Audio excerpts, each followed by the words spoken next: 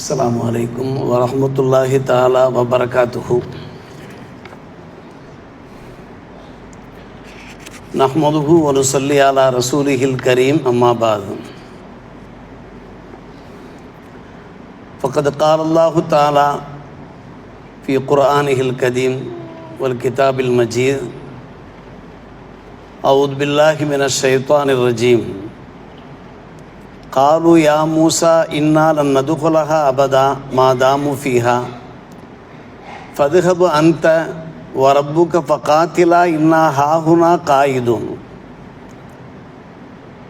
வகத் தஅன் நபி ஸல்லல்லாஹு அலைஹி வஸல்லம் அல்லாஹும்ம இன்னி அஊது பிக மினல் அஜ்ஸி வல் கஸல் வ அஊது பிக மினல் ஜுப்னி வல் புஹுல் வ அஊது பிக மின் கலபத்தி தைனி வ கஹ்ரி ரிஜால்.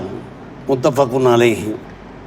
அன்புக்குரிய பெரியோர்களே, சகோதரர்களே, பெருமானார் ரசூலே கரீம் ஸல்லல்லாஹு அலைஹி அவர்கள் ஒரு அழகிய துஆவை கேட்டிருக்கிறார்கள். யா அல்லாஹ், நான் உன்னிடத்திலே இயலாமை சோம்பேறித்தனத்திலிருந்து பாதுகாப்பு வேண்டுகிறேன், கோழைத்தனம் கஞ்சத்தனத்திலிருந்து பாதுகாப்பு வேண்டுகிறேன், கடன் மிகைப்பதிலிருந்தும் ஆட்சியாளர்கள் அதிகாரிகள் அவர்களுடைய அடக்குமுறையிலிருந்தும் நான் பாதுகாப்பு வேண்டுகிறேன் என்று நபிகள் நாயகம் ஸல்லல்லாஹு அலைஹி அவர்கள் அடிக்கடி துஆ செய்தவாறு இருந்தார்கள். அல்லாஹும்ம இன்னி அஊது பிக மினல் அஜ்ஸி வல் கஸல் வ அஊது பிக மினல் ஜுப்னி வல் புஹுல் வ அஊது பிக மின் கலபத்தி தைனி வ கஹ்ரி ரிஜால். இந்த துஆவை நாம் கேட்டு வந்தோம் என்றால் இது போன்ற சங்கடங்கள் தீமைகள் இருந்து அல்லாஹ் நம்மையும் பாதுகாக்க போதுமானவனாக இருக்கிறான். இந்த துஆவிலே ஒரு சிறப்பம்சம் என்னவென்றால், எடுத்த மாத்திரத்தில் அவர்கள் அல்லாஹ்விடத்தில் வேண்டுவது என்னையா அல்லாஹ், இயலாமையிலிருந்து சோம்பேறித்தனத்திலிருந்து பாதுகாப்பு வேண்டுகிறேன் என்று கேட்கிறார்கள். நம்மால் எது முடியுமோ இயலுமோ, எம்மால் இது முடியாது இயலாது என்று நாம் சொல்லவே கூடாது. எந்த நல்ல காரியங்களை நாம் நிறைவேற்ற முடியுமோ இயலுமோ அதை நாம் நிறைவேற்றியாக வேண்டும், தயாராக வேண்டும் அதை நிறைவேற்றுவதற்கு. எந்த ஒரு காலகட்டத்திலையும் சோம்பல் காரணமாக இந்த உலக பாக்கியங்களை நாம் இழந்து விடக்கூடாது. என்றைக்கும் நாம் உற்சாகமாக புத்துணர்ச்சியோட மிகவும் உற்சாகத்தோடு நாம் செயல்பட வேண்டும் என்பது இந்த துஆவினுடைய ஒரு சாராம்சமாக இருக்கிறது. எந்த அளவுக்கு பெருமானார் ரசூலே கரீம் ஸல்லல்லாஹு அலைஹி வஸல்லம் நமக்கு போதித்திருக்கிறார்கள் என்றால், ஒவ்வொரு நல்ல காரியத்தையும் நாம் செய்யும் முன்னே நாம் எண்ண வேண்டிய நினைக்க வேண்டிய விஷயம் என்னவென்று கேட்டால், இன்றுதான் இறுதி நாள் என்று நாம் நினைக்க வேண்டும். இன்றுதான் இறுதி நாள் என்று நாம் நினைத்தோம் என்றால் எந்த காரியத்தையும் நாம் தள்ளி போடவே மாட்டோம். சோம்பலுக்கு அங்கே வேலையே கிடையாது. என்ன காரணம்? நாம் தள்ளி போட காரணம் என்னவென்று கேட்டால், நாளை நாம் இருக்கத்தானே போகிறோம் என்கிற ஒரு எதிர்பார்ப்பு. நாளை இருப்போம் என்பதற்கு என்ன நிச்சயம் இருக்கிறது, உறுதி இருக்கிறது. அல்லாஹ்விடத்திலே துஆ வேண்டுகிறோம். யா அல்லாஹ், நீடித்த ஆயுளையும் நல்ல சுகத்தையும் தந்தருள்வாயாக நாம் கேட்கிறோம். ஏற்கனவே அல்லாஹ் ஒரு முடிவோடு இருப்பான். அந்த முடிவை அவன் நிறைவேற்றித்தானே தீருவான். சற்று யோசிக்க வேண்டும். நமது சோம்பலை முடிவுக்கு கொண்டு வர, அதை தவிர்த்து விட, ஒவ்வொரு நாளும் இறுதி நாளாக இருக்குமானால் நாம் என்ன தீர்மானிப்போமோ அந்த தீர்மானத்திற்கு நாம் வந்துவிட வேண்டும். சற்று யோசித்து பாருங்கள். நாம் ஐவேளை தொழுதாக வேண்டும், நோன்பு காலத்தில் நோன்பு நோற்றாக வேண்டும், தர்மம் செய்ய வேண்டிய காலத்தில் தர்மம் செய்தாக வேண்டும், ஜக்காத் கொடுத்தாக வேண்டும், ஹஜ் செய்தாக வேண்டும். ஒவ்வொரு காலகட்டத்திலையுமே அந்தந்த கடமைகளை, அது உலக தேவைகளாக இருந்தாலும் அந்தந்த காலகட்டங்களை நாம் செய்தோம் என்றால் நாம் நிம்மதி பெறுவோம், அமைதி பெறுவோம்.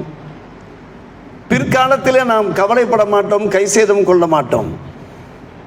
பெருமானார் ரசூலே கரீம் ஸல்லல்லாஹு அலைஹி அவர்கள் அதை நமக்கு எப்படி போதித்திருக்கிறார்கள் என்றால், இப்னு உமர் ரலியல்லாஹு அன்ஹு அவர்கள் ஒரு ஹதீஸ் அறிவிப்பு செய்கிறார்கள்.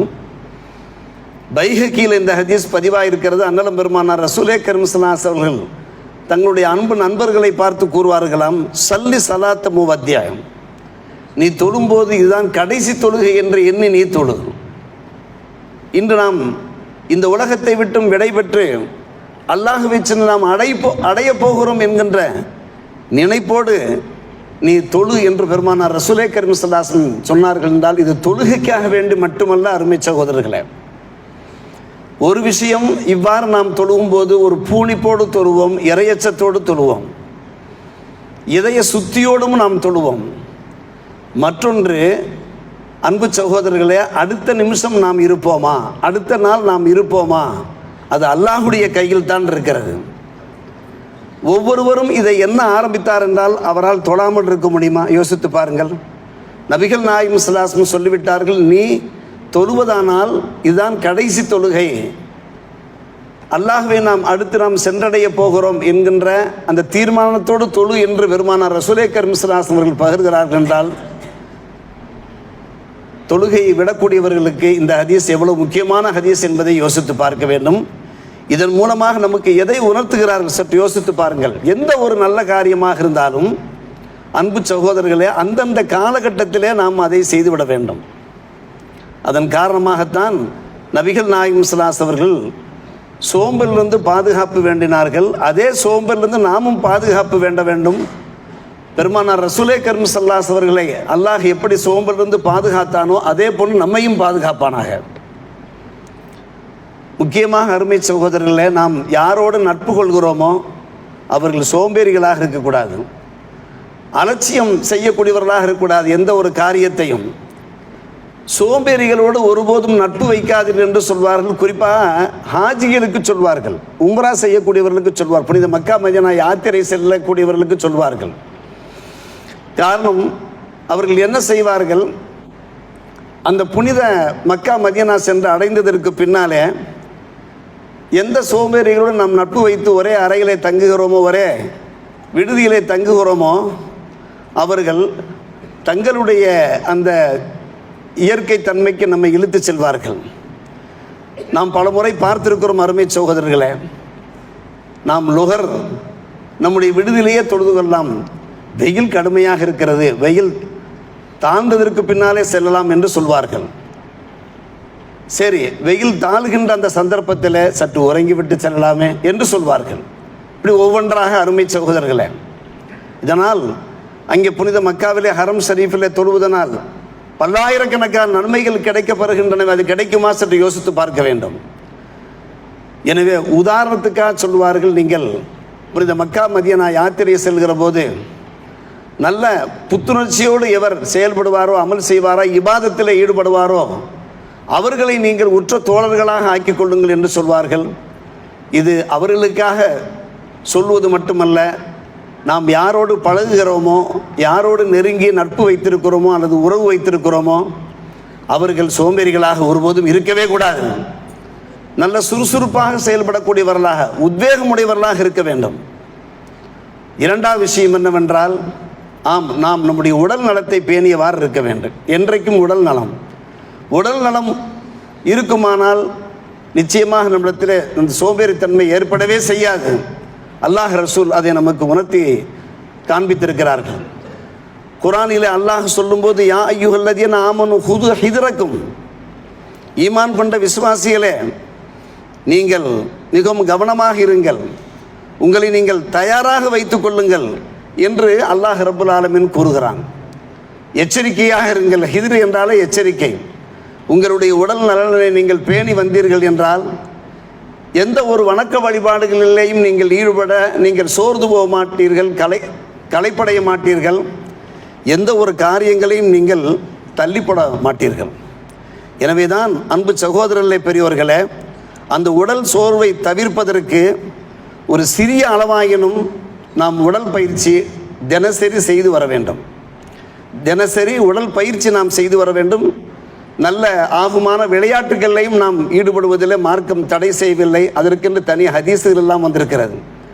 எல்லாவற்றுக்கும் மேலாக நாம் செய்கின்ற அந்த வணக்க வழிபாடுகள் இருக்கின்றனவே, அது ஒரு ஆத்மீக பயிற்சி மட்டுமல்ல, அது நம்முடைய உடல் நலத்திற்கும் நலன் பயக்கக்கூடியதாக இருக்கிறது என்பதை நாம் விளங்கிக் கொள்ள வேண்டும்.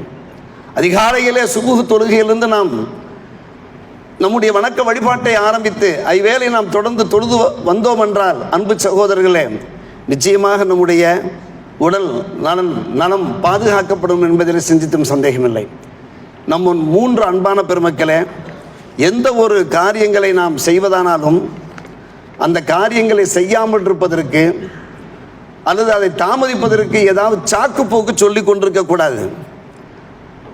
யார் சோம்பேறிகளாக இருக்கிறார்களோ, விளையாட்டுத்தனமாக இருக்கிறார்களோ, தங்களுடைய வாழ்க்கையை அலட்சியப்படுத்தி கொண்டிருக்கிறார்களோ, முன்னேறாமல் இருக்கிறார்களோ, அவர்கள் தான் என்ன செய்வார்கள்? ஏதாவது சாக்கு போக்கு சொல்லி அவர்கள் செய்ய வேண்டிய காரியங்களை அந்தந்த நேரத்தில் செய்ய மாட்டார்கள். பைபிளில் கூட ஒரு வாசகம் வருகிறது. அவர் சாக்கு போக்கு சொல்லி கொண்டிருப்பார். வழியிலே சிங்கம் நிற்கிறது, நடு வீதியிலே நிற்கிறது, எனவே வெளியே போக வேண்டாம் என்று ஒரு சோம்பேறி சொல்லி கொண்டிருப்பார் என்கின்ற ஒரு வாசகம் அவருடைய ஆகமகத்தில் 26ஆம் அத்தியாயத்திலே இடம் பெற்றிருக்கிறது. நம்முடைய மார்க்கம் அதை மிகவும் தெளிவான முறையிலே வலியுறுத்தியிருக்கிறது. எந்த ஒரு காலகட்டத்திலையும் நம்மிடத்தில் ஒரு சோம்பேறித்தனம் இருக்கவே கூடாது, சாக்குப்போக்கு சொல்லிக்கொண்டே இருக்கக்கூடாது என்று. ஒரு வாரத்திற்கு முன்னாலே நம்முடைய மிஸ்வாருத் அரபிக் கல்லூரியில் தஹசீல் மாணவர்களுக்கு நாம் ஜமாத்தினுடைய சவாபை பற்றி கிளாஸ் நடத்தி கொண்டிருக்கிற போது அற்புதமான ஒரு ஹதீஸ் வருகிறது. ஒரு ஹதீஸ் அறிவிப்பாளர் அவர் எடுத்துரைக்கிறார். ஆம், ஒரு தாய் தம்முடைய மகனை தடுக்கிறார். நீ இஷா தொழுகைக்கெல்லாம் நீ பள்ளிவாசலுக்கு செல்ல வேண்டாம், நீ வீட்டிலே தொழுது கொள்ளலாம். ஒரே இருட்டாக இருக்கிறது, ஏதாவது வனவிலங்குகள் உம்மை தாக்கிவிட வாய்ப்பு இருக்கிறது, எனவே நீ வீட்டிலே தொழுதுகொள் என்று ஒரு தாய் தடுத்தாலும் கூட ஜமாத்துக்கு செல்லாமல் இருக்க வேண்டாம் என்று அந்த ஹதீஸ் கிதாபுகளில் நாம் பார்க்கிறோம். அருமை சகோதரர்களே, ஜமாத்து முக்கியமா இல்லை தாயின் கட்டளை முக்கியமா? இங்கே அன்பு சகோதரர்களை தாய் ஒரு அன்போடு, ஒரு பரிவோடு, ஒரு பாசத்தோடு, வாஞ்சையோடு எடுத்துரைக்கிறார்கள். அதை நாம் மறுப்பதற்கு இல்லை. ஆனாலும் கூட அதனால் ஒரு சோம்பேறித்தனம் வந்துவிடக்கூடாது. வீட்டிலேயே தொழுவது என்கின்ற அந்த எண்ணம் நம்முடைய இதயத்தில் ஆழமாக பதிந்து விடக்கூடாது. நாம் நம்முடைய வீட்டிலிருந்து வெளியேறி பள்ளிவாசலுக்கு வந்து நாம் தொழுதோம் என்றால் அதில் கிடைக்கின்ற ஒரு புத்துணர்ச்சி, ஒரு உற்சாகம். இன்றைக்கும் நாம் பார்க்கிறோம், நிறைய வயதானவர்கள் பள்ளிவாசலில் தான் வந்து தொழுகிறார்கள். நிறைய பேர் ஜமாத்தோடு இணைந்து தொழுகிறார்கள். நாம் பார்க்கிறோமே, எத்தனையோ வயதானவர்கள் 80-90 வயசு கடந்தவர்கள் எல்லாம் எவ்வளவு உத்வேகத்தோடு செயல்பட்டு கொண்டிருக்கிறார்கள் என்றால் ஆரம்ப காலத்திலிருந்து அவர்கள் எடுத்துக்கொண்ட ஒரு பயிற்சி தான். அன்பான பெருமக்களே, யோசித்து பார்க்க வேண்டும். தொழுகை விஷயத்தில் நாம் எந்த ஒரு காரணமும் நாம் சொல்லவே முடியாது. குறிப்பாக நம்முடைய தூக்கத்திற்கு ஒரு அளவு வைத்துக் கொள்ள வேண்டும். அதிகம் தூங்க தூங்க சோம்பேறித்தனம் அதிகரித்து கொண்டே போகும் என்பதிலே அதை நாம் சொல்லி விளக்க வேண்டிய அவசியம் இல்லை. அது அனுபவபூர்வமான உண்மை என்பதை நாம் விளங்கி வைத்திருக்கிறோம். அளவான தூக்கம், தூக்கம் ஒரு அருமருந்து. வஜஅல்னா நௌமக்கும் சுபாத்தா, அதை மாற்றுக்கிறது கிடையாது.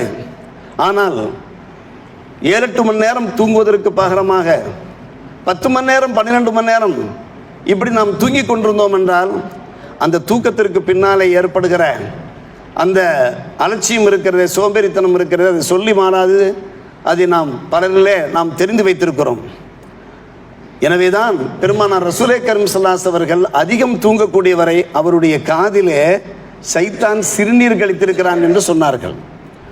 தொடர்ந்து தூங்கிக் கொண்டே ஒருவர் இருந்தார் என்றால் அவனுடைய காதிலே சைத்தான் சிறுநீர் கழித்திருக்கிறான் என்று சொன்னார்கள்.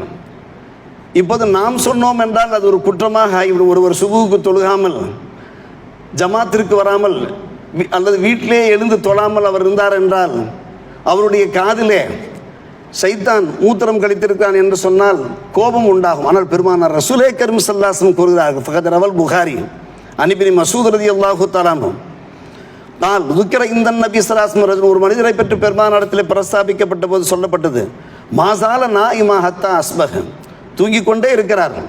காலை நேரம் வந்ததற்கு பின்னாலும் கூட மாகாம இலசலாம், தொழுகைக்கு அவர் எழுவதில்லை யா ரசூலல்லாஹ் என்று சொன்னபோது நபிகள் நாயகம் ஸல்லல்லாஹு அலைஹி வஸல்லம் சொன்னார்கள், ذالிக ரஜுலுன் பால ஷைத்தானு ஃபி உதுனிஹி என்று சொன்னார்கள். அவர் எப்படிப்பட்ட ஆள் தெரியுமா? அவருடைய காதிலே சைத்தான் சிறுநீர் கழித்திருக்கிறான் என்று சொன்னார்கள். அன்பு சகோதரர்களே, பெரியவர்களே, இதன் மூலமாக பெருமானார் உணர்த்துவது என்ன? தூக்கத்திற்கும் நாம் ஒரு அளவுகோல் வைத்துக்கொள்ள வேண்டும். நாம் எங்கு வாழ்ந்தாலும் சரி, எங்கு வசித்தாலும் சரி, நாம் அளவுகோல் வைத்து கொண்டோம் என்றால் சோம்பேறித்தனத்தை தவிர்ப்பதற்கு அது ஒரு முக்கியமான காரணமாக இருக்க வேண்டும். குறிப்பாக அன்பான பெருமக்களை, உரிய காலத்திலே உரிய வேலைகளை நாம் கடமையாற்ற வேண்டும். தள்ளி போடவே கூடாது. தள்ளி போடுவதற்கு அரபியில் தஸ்வீஃப் என்பார்கள். சவ்வஃபயு சவ்வீஃப் தஸ்வீஃப், காலம் தாழ்த்தி செய்வது. காலம் தாழ்த்தி செய்வதனால் ஏற்படுகின்ற விளைவுகளை நாம் பார்க்கிறோமா இல்லையா? கொஞ்சம் காலம் தாழ்த்தி நாம் பேருந்துக்கு செல்ல முடியுமா? புகை வண்டிக்கு நாம் செல்ல முடியுமா? விமான நிலையம் நாம் செல்ல முடியுமா? பலரையும் நாம் பார்க்கிறோம் அன்பான பெருமக்களே. குறிப்பிட்ட காலத்திலே தங்களுடைய பிள்ளைகளுக்காக வேண்டி சொத்து சேர்க்காமல், பணத்தை சேமித்து வைக்காமல், பின்னால் பார்த்து கொள்ளலாம் என்று வாழக்கூடிய பலர் கடைசியிலே கல்யாண நேரத்தில் தம்முடைய பிள்ளைகளுக்கு மனம் செய்விக்கின்ற நேரத்தில் திண்டாடுவதை, திணறுவதை நாம் பார்க்கிறோமா இல்லையா? அந்தந்த காலகட்டத்தில் அந்தந்த காரியத்தை நாம் செய்தாக வேண்டும். அன்பான பெருமக்களே, நற்செயலை செய்யாதே என்றால், சைத்தான் சொன்னான் என்றால் மக்கள் அதை ஒப்புக்கொள்ள மாட்டார்கள். சைத்தானுடைய வேலை என்ன தெரியுமா? ஒரு மனிதன் ஒரு காரியத்தை தள்ளி போடுகிறான் என்றால், தள்ளி போடுவதற்கு பின்னாலே இருப்பவன் அந்த 1 நம்பர் சைத்தான் தான். காரணம், நாம் ஏதாவது நல்ல காரியங்கள் செய்ய போகும்போது இந்த நல்ல காரியங்களை செய்யாதே என்று சொல்ல மாட்டான். இந்த நல்ல காரியங்களை செய்யாதே என்று சொல்ல மாட்டான். சைத்தானுடைய வேலை என்னவென்று கேட்டால், கொஞ்சம் காலம் தாழ்த்தி செய்யலாம் என்று தான் சொல்லுவான். கொஞ்சம் தள்ளி போட்டு செய்யலாம் என்று சொல்லி நம்மளை அவன் மடக்கி விடுவான். அருமை சகோதரர்களை பெரியவர், எந்த காரியத்தையும் நீ செய்யாத, நல்ல காரியத்தை செய்யாதே என்று சொல்ல மாட்டான். ஒரு நல்ல காரியத்தை செய்வதற்காக நாம் தயாராகி விட்ட போது, இப்போது என்ன அவசரம், பின்னால் பார்த்து கொள்வோம், தாடி பின்னால் வைத்துக் கொள்ளாமே என்றெல்லாம் நம்முடைய மனசிலே, உள் மனசிலே ஒரு குரல் கேட்கிறது என்றால், அங்கே உள்ள சைத்தான் வேலை செய்து கொண்டிருக்கிறான் என்பது பொருளாகும். இந்த தாடி வைக்காதே என்று அவன் சொல்ல மாட்டான். இப்போ என்ன காலமாகிவிட்டது, நேரமாகிவிட்டது என்று தான் அவன் சொல்வான். ஒரு உதாரணத்திற்கு நான் சொல்லுகிறேன். இதே போல ஒவ்வொரு சுன்னத்தான காரியங்கள் எடுத்துக்கொள்ளலாம், கடமையான காரியங்களை, அது குடும்ப காரியங்களை கூட நாம் எடுத்துக்கொள்ளலாம். சைத்தானுடைய தந்திரமே அப்படித்தான். இது பற்றி இப்லீஸில் மிக தெளிவான முறையில் இப்னு கையும் அல் ஜவுசி ரஹ்மத்துல்லாஹி அலைஹி அவர்கள் இது சைத்தான் விரிக்கின்ற வலை என்று சொல்கிறார்கள். ஒரு தர்மம் செய்ய நாம் எண்ணினோம் என்றால், தர்மம் செய்யாது என்று சொல்ல மாட்டேன், நாளைக்கு செய்யலாம், நாளை மறுநாள் செய்யலாம். ஒரு 10,000 ரூபாய் நாம் தர்மம் செய்ய வேண்டும் நாம் நினைத்திருப்போம், நாளை மறுநாள் என்று சொல்லி அந்த 10,000-ஐ 10 ரூபாயாக அவன் சுருக்க செய்து விடுவான். இது சைத்தானுடைய ஒரு கைங்கரியமாக இருக்கிறது, அவனுடைய தந்திரமாக இருக்கிறது. இது அன்பு சகோதரர்களே, அந்தந்த காலகட்டத்தில் நாம் ஒரு காரியத்தை நாம் செய்யாவிட்டால் அதற்கு காரணம், காலம் தாழ்த்தி செய்வதற்கு சைத்தான் காரணமாக இருக்கிறான். அதனால் நாம் ஒரு கை சேதத்திற்கு, ஒரு நஷ்டத்திற்கு நாம் ஆளாகிவிடக்கூடாது. எல்லாவற்றுக்கும் மேலாக நம்முடைய வாழ்வியலிலே, நம்முடைய குடும்ப வாழ்க்கையிலே, நம்முடைய வியாபார விஷயங்களிலே நாம் இன்னும் மிக மிக கவனமாக இருக்க வேண்டும். ஒவ்வொரு காரியத்தையும் தக்க சமயத்தில் நாம் செய்துவிட வேண்டும். பின்னால் செய்வோம் என்று நாம் தள்ளி போடவே கூடாது. அவர்கள் தான் புத்திசாலிகளாக இருப்பார்கள், அறிவாளிகளாக இருப்பார்கள். கிடைக்கின்ற அந்த பொன்னான காலத்தை முழுமையாக பயன்படுத்தி கொண்டு வாழ்க்கையில் முன்னேறுகிறார்கள் அல்லவா? பின்னால் அவர்கள் மிக நிம்மதியோடு, அமைதியோடு ஓய்வெடுக்கிறார்கள் அல்லவா? அவர்கள் தான் நிச்சயமாக புத்திசாலிகளாக, அறிவாளிகளாக இருக்க முடியும். இமாம் அபூ ஹனீஃபா ரஹ்மத்துல்லாஹி அலைஹி அவர்கள் தங்களுடைய வாழ்வியல் மூலமாக நமக்கு பல்வேறுபட்ட பாடங்களை சொல்லித் தருகிறார்கள். அபூ ஹனீஃபா ரஹ்மத்துல்லாஹி அவர்கள் கழிவறைக்கு, ரெஸ்ட் ரூமுக்கு சென்று கொண்டிருக்கிற போது ஒருவர், இமாம் அவர்களே, தாங்கள் அணிந்திருக்கக்கூடிய ஜுப்பா மிக அழகாக இருக்கிறதே, எனக்கு ஒரு ஜுப்பா தாருங்களேன். நிமிடத்தில் என்ன செய்கிறார்கள், தங்களுடைய ஜுப்பாவை கழட்டி அவருடைய கையிலே கொடுத்து விடுவார்கள். உள்ளே உள் சட்டை இருக்கிறது. நண்பர்கள் கேட்கிறார்கள், ஏன் தாங்கள் வீட்டிற்கு சென்று அந்த நண்பரை அழைத்து சென்று அந்த ஜுப்பாவை நீங்கள் கழட்டி கொடுத்திருக்கலாமே என்று சொன்னபோது, இல்லை, அந்தந்த நேரத்தில் அந்தந்த வேலையை செய்துவிட வேண்டும். அதற்கு பின்னால் நம்முடைய மனம் மாறிவிடக்கூடாது. கேட்ட மாத்திரத்தில் நாம் தந்து விட்டோம் என்றால் அது ஒரு திருப்தியாக ஆகிவிடும். அதற்கு பின்னால் இந்த நப்சுக்கு நாம் அடிபணிந்து விடக்கூடாது என்று சொன்னார்கள். அருமை சகோதரர்களே, பெரியோர்களே, பெருமானார் ரசூலே கரீம் ஸல்லல்லாஹு அலைஹி வஸல்லம் வாழ்க்கையிலும் இதுபோன்ற சம்பவங்கள் நடைபெற்றிருக்கின்றன. மருகும் தாஜு ஷரீத் எஸ்ஆர் சம்சுல் உதாரணத்தில் அடிக்கடி சொல்வார்கள், ஜும்மா உரைகளிலேயே குறிப்பிடுவார்கள். பெருமானார் ரசூலே கரீம் ஸல்லல்லாஹு அலைஹி வஸல்லம் அவர்கள் மெஹ்ராபில் நின்று விட்டார்கள். தக்பீர் தஹ்ரீமா கட்ட வேண்டிய நேரம். அப்படியே நில்லுங்கள் மக்கானக்கும் என்று சொல்லிவிட்டு வெகு வேகமாக வீடு சென்று திரும்பினார்கள். சத்திய சகாபாக்கள் அண்ணாந்து பார்த்தார்கள், எதற்காக இவ்வளவு அவசரமாக சென்று விட்டு திரும்புகிறார்கள் என்றாம். சதக்கா செய்வதற்காக வேண்டிய ஒரு வெள்ளிக்கட்டி அல்லது தங்க கட்டியை நான் வைத்திருந்தேன், இப்போதான் திடீரென்ற ஞாபகம் வந்தது, அதை உடனடியாக ஏழைகளுக்கு எடுத்து தந்து விடும்படி சொல்லிவிட்டு என்னுடைய குடும்பத்திடத்தில் சொல்லிவிட்டு திரும்பினேன் என்றார்கள் பெருமானார் ரசூலே கரீம் ஸல்லல்லாஹு அலைஹி வஸல்லம். ஏன் அந்த தொழுகையை நிறைவு செய்துவிட்டு சென்றிருக்கலாமே, ஆனால் அவர்களே சொல்லிவிட்டார்கள், நீங்கள் தொழும்போது இதுதான் கடைசி தொழுகை என்று எண்ணி தொழுங்கள் என்று அவர்களே சொல்லிவிட்டார்கள். நாமும் அப்படிப்பட்ட உணர்வோடு தான் வாழ வேண்டும். ஜும்மா தொழுக போகிறோமா, நான் பயமுறுத்துகிறேன் என்று மட்டும் நீங்கள் நினைக்காதீர்கள். இதுதான் நம்முடைய கடைசி தொழுகை என்று நாம் நினைத்து தொழுதோம் என்றால் நமக்கு ஒரு இரையச்சம் ஏற்படுமா இல்லையா? நம்முடைய கவனம் ஒரு பக்கமாக ஒருமுகமாக இருக்குமா இல்லையா? அல்லாஹ்வை நோக்கியே இருக்குமா இல்லையா? எனவே அதன் பிரகாரம் செய்தார்கள் என்று ஹஜ்ரத் அவர்கள் அடிக்கடி சொல்வார்கள். அன்பு சகோதரர்களே, பெரியோர்களே, இப்படி நாம் நினைத்த மாத்திரத்திலே செய்வது. அதே போன்று இன்னும் பல சம்பவங்கள் இருக்கின்றன. எனவே தான் நாம் எடுத்த மாத்திரத்தில் ஒரு ஆயத்தையும் ஒரு ஹதீஸையும் நாம் வாசித்து காண்பித்தோம். அந்த ஆயத்தில் மூசா அலைஹிஸ்ஸலாத்து வஸ்ஸலாம் அவர்களையும் அவர்களுடைய அன்பு சகோதரர் ஹாரூன் அலைஹிஸ்ஸலாத்து வஸ்ஸலாம் அவர்களையும் பார்த்து அவருடைய கௌம் சொல்லுகிறார்கள், ஆம், போருக்கு செல்ல வேண்டுமா? நீங்கள் இருவரும் வேண்டுமானால் போருக்கு செல்லுங்கள், நாங்கள் இங்கே இன்னஹாகுனா காயுது, நாங்கள் இங்கே உட்கார்ந்து கொண்டிருக்கிறோம், அது நீங்களும் உங்கள் ரப்பும் செல்லுங்கள் என்று சொல்லி அசட்டையாக அமர்கிறார்கள், சோம்பேறித்தனமாக அமர்ந்து விடுகிறார்கள். அந்த புனித போரில் அவர்கள் கலந்து கொள்ளவில்லை. அதை அல்லாஹ் கண்டிக்கின்றான். அன்பு சகோதரர்களே, பெரியோர்களே, அப்படியானால் எந்த வகையிலையுமே சோம்பேறித்தனம் கூடவே கூடாது. குர்ஆனிலே நமக்கு எழுச்சியூட்டுகின்ற பல்வேறுபட்ட வசனங்கள் இருக்கின்றன. கம்மின் ஃபேத்தின் கலீலத்தின் கலபத்து ஃபேத்தன் கசீரா. சிறு சிறு படைகளும் கூட பெரும் படைகளை வென்றிருக்கிறார்கள். சிறு படைகள் பெரும் படைகளை எப்படி வெல்ல முடியும்? அந்த சிறு படைகளை அல்லாஹ் ஊக்குவிக்கிறான். நீங்கள் பார்ப்பதற்கு வேண்டுமானால் சிறுபடையாக இருக்கலாம், ஆனால் உங்களுடைய தீரத்தை, உங்களுடைய வீரத்தை, உங்களுடைய உற்சாகத்தை, உத்வேகத்தை நான் பாராட்டுகிறேன் என்று அல்லாஹ் பாராட்டுகிறான். அருமை சகோதரர்களே, பெரியவர்களே, இது போன்ற பல்வேறுபட்ட சம்பவங்கள். எனவே தான் அந்த துவாவிலே பதஅன் நபி ஸல்லல்லாஹு அலைஹி வஸல்லம் ஒரு துவா சொன்னோம் அல்லவா, அந்த துவாவிலே பெருமானார் முதலிலே கேட்கிறார்கள், யா அல்லாஹ், இயலாமையிலிருந்து நான் பாதுகாப்பு வேண்டுகிறேன். இயலாமையிலிருந்து எந்த ஒரு காலகட்டத்திலையுமே என்னால் இயலாது என்கின்ற ஒரு முடிவுக்கு வரவே கூடாது. எது இயலுமோ எது முடியுமோ அதை நான் செய்தே தீர்வேன் என்கின்ற தீர்மானத்திற்கு வர வேண்டும் என்பதைத்தான் அந்த ஹதீஸின் வாயிலாக நமக்கு பெருமானார் ரசூலே கரீம் ஸல்லல்லாஹு அலைஹி வஸல்லம் உணர்த்தி காண்பிக்கிறார்கள்.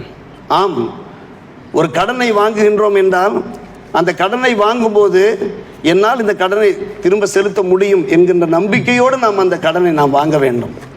ஒரு பெண் பிள்ளையை பெற்றெடுத்ததற்கு பின்னால் என்னால் முடியும், அல்லாஹுடைய பேரருளால் இந்த பிள்ளையை நல்ல முறையில் வளர்த்து ஆளாக்கி நல்ல ஒரு ஜோடிகளை சேர்த்து இந்த பிள்ளைக்கு நல்ல ஒரு வாழ்க்கையை தர முடியும் என்கின்ற அந்த நம்பிக்கையோடு நாம் வாழ வேண்டும். அல்லாஹ்விடத்தில் கேட்கிறோம், யா அல்லாஹ், இயலாமையிலிருந்து, சோம்பேறித்தனத்திலிருந்து, கோழைத்தனத்திலிருந்து, கஞ்சத்தனத்திலிருந்து, கடன் தொல்லையிலிருந்து, ஆட்சியாளர்கள் அதிகாரிகளுடைய அடக்குமுறையிலிருந்து நான் பாதுகாப்பு வேண்டுகிறேன் என்று பெருமானார் ரசூலே கரீம் ஸல்லல்லாஹு அலைஹி வஸல்லம் துவா கேட்டார்களே.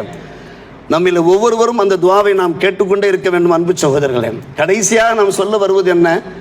சோம்பேறித்தனம் என்பது அது ஒரு நோய், அது ஒரு வியாதி. யார் செயல்படாமல் இருக்கிறார்களோ, யார் உற்சாகம் இல்லாமல் இருக்கிறார்களோ அவர்களிடத்தில் அந்த ஒரு வியாதி வந்து விட்டதாக பிரிட்டனில் நடந்த ஒரு ஆய்வறிக்கை கூறுகிறது. மற்ற வியாதிகளைப் போல, மற்ற நோய்களைப் போல சோம்பேறித்தனம் கூட ஒரு நோய். மற்ற நோய்கள் எப்படி நம்முடைய உடம்பிலே தெரியுமோ, ஒரு மனிதனுடைய தோற்றத்தை பார்க்கிற போது, அவனுடைய உடலை பார்க்கிற போது அந்த சோம்பேறித்தனமும் ஒரு நோயாக இருப்பது தெரிய வரும்.